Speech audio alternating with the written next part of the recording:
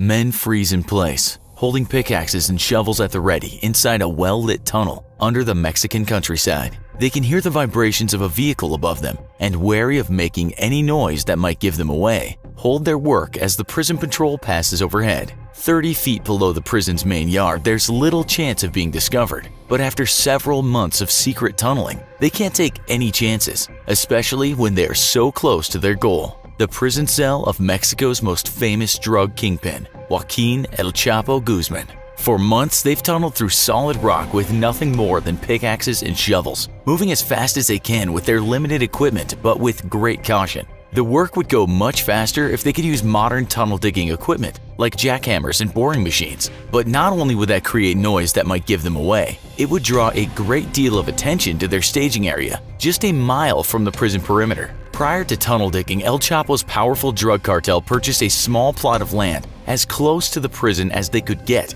and began constructing 2 small homes as a cover for their real intentions. The homes never made it past a rough brick outer shell though, because of course they would not be inhabited. Instead, they provided the cover needed to start construction on the tunnel that would set El Chapo free. But the tunnel crew was facing incredible pressure to finish as quickly as possible. Due to his history of escaping from prison and evading police raids, Mexican authorities could at any time transfer El Chapo to another prison in order to foil any possible escape attempts. Every day the tunnelers took to get their boss was another day the entire thing could be for nothing, and a new escape attempt in a completely different location would have to be devised. But that's not all. The unfinished buildings were beginning to draw attention from local officials and curious villagers alike. Why would someone start construction on an empty piece of land and then suddenly stop with only a shell of a home built? Time was running out and pressure was mounting. Inside his cell, El Chapo was the model prisoner. Despite his long history of ordering some of the most horrific violence Mexico has ever seen,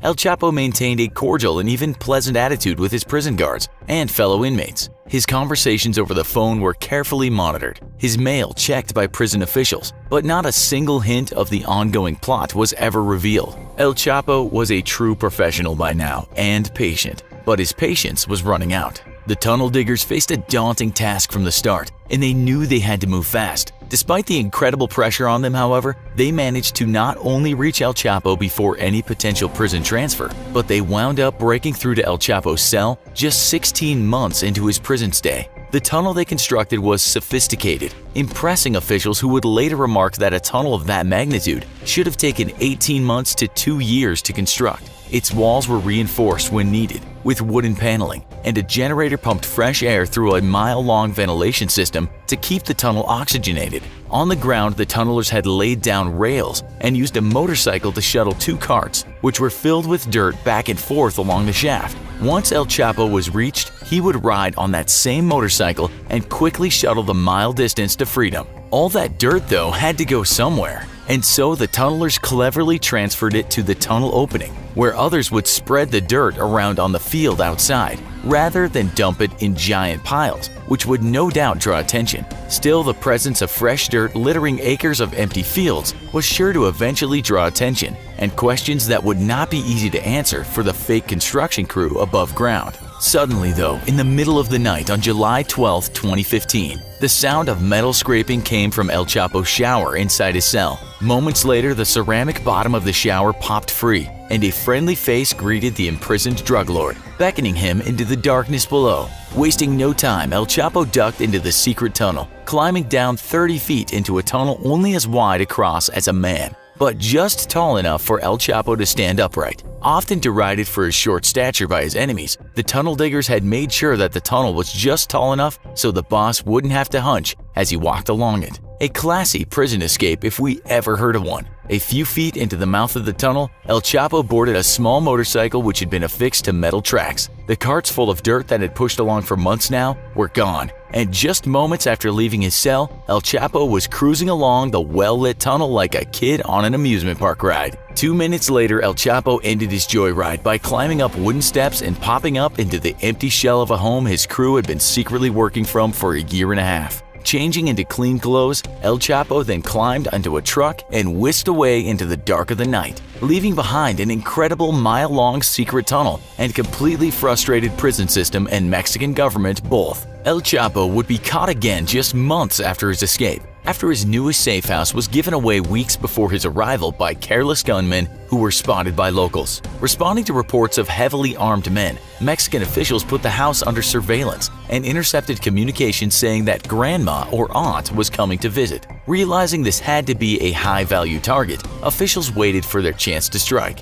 1 month later, Mexican Special Forces soldiers raided the home and killed several bodyguards, but El Chapo and one of his most senior lieutenants escaped via, you guessed it, a secret tunnel. Popping up a mile from the home, the two stole a vehicle at gunpoint, though the driver immediately reported it to the police. After issuing an alert for the stolen vehicle, the federal police officers discovered the stolen car and placed the two fugitives under arrest. El Chapo, however, wouldn't go without at least trying to buy his freedom. Knowing how easily corruptible public officials had been in the past, El Chapo bribed the police officers, offering them money, homes, and even lucrative jobs if they let him go. Little did the desperate kingpin know, however, that he was dealing with a brand new brand of Mexican police officer, one not as easily corrupted as his predecessors. All 4 officers refused El Chapo, after which his offers of honey turned into vinegar, telling the police officers that they were all going to die. The 4 officers sent pictures to El Chapo to their superiors, only to be warned that the police had received a tip-off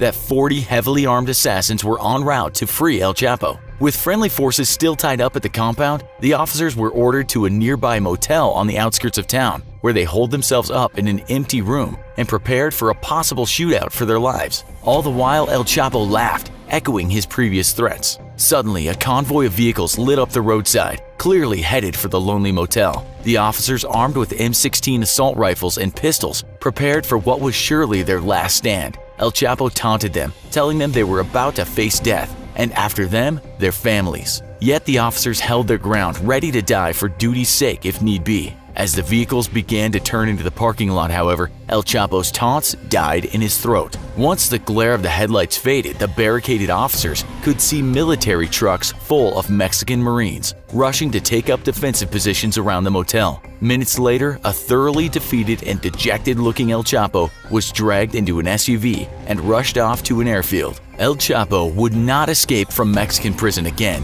and 2 years later, any hope of ever escaping again would be extinguished as Mexico approved an extradition request to the United States. Safely in U.S. custody, El Chapo faces life in prison, and though he may have been one of the deadliest men in Mexico's history, the drug kingpin would ultimately be remembered as nothing more than a sobbing mess as he begged U.S. justice officials for leniency, which they would not grant. If you made it all the way to the end, we suggest you check out our other video, The Most Insane Ways Men Escaped from Prison. See you tomorrow.